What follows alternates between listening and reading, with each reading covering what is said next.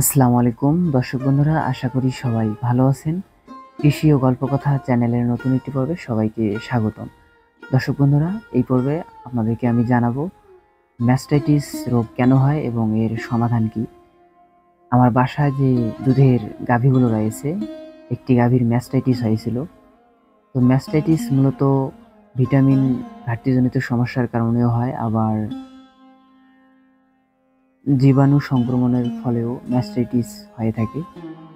তো doctor prescription করে গিয়েছিল। গত পর্বে একটি আমি এই বিষয়ে ভিডিও দিয়েছিলাম যে প্রেসক্রিপশনে কি লিখেছিল।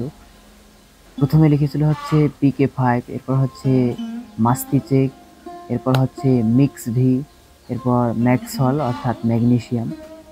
এই ঔষধগুলোর মাধ্যমে মূলত গরুটিকে সুস্থ করা হয়েছে। তো এই বিষয়ে একটি ভিডিও রয়েছে, ভিডিও শেষে আই বাটনে আমি লিঙ্ক দিয়ে রাখবো, আপনারা দেখে নিতে পারেন প্রেসক্রিপশনটি।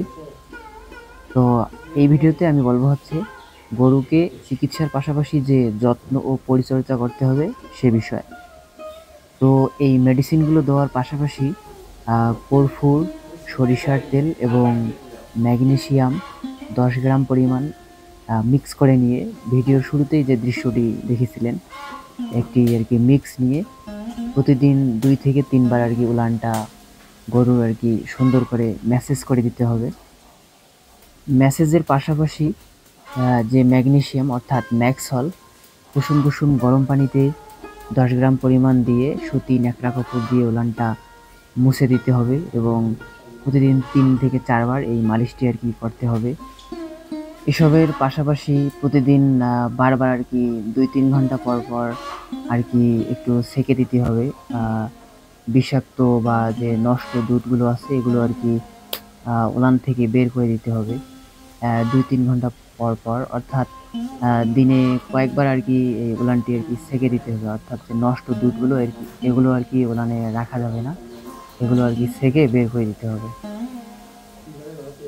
পশু পাখিকে চিকিৎসার থেকে রোগ যেন না হয় সে বিষয়গুলোর দিকে একটু খেয়াল রাখতে হবে। গরুর সাধারণত ক্যালসিয়ামের অভাব হলেও এই রোগটি হয়ে থাকে, তাই সঠিক পরিমাণে সুষম খাদ্য প্রদান করতে হবে গাভীকে এবং জীবাণু যেন আক্রমণ করতে না পারে গাভীর উলানে, এই বিষয়গুলো খেয়াল রাখতে হবে। গরুর ঘর সবসময় পরিষ্কার পরিচ্ছন্ন রাখতে হবে। সপ্তাহে মাঝে মধ্যে ডিটারজেন্ট দিয়ে ফ্লোরটি ভালোভাবে পরিষ্কার করে রাখতে হবে এবং নিয়মিত কৃমিনাশক দিতে হবে। সর্বোপরি যে বিষয়টি বলতে চাচ্ছি, মানে রোগের থেকে রোগ যেন খামারে না আসে এই বিষয়গুলোর দিকে আর কি খেয়াল রাখতে হবে। তো সবাই ভালো থাকবেন। আসসালামু আলাইকুম রহমতুল্লাহ।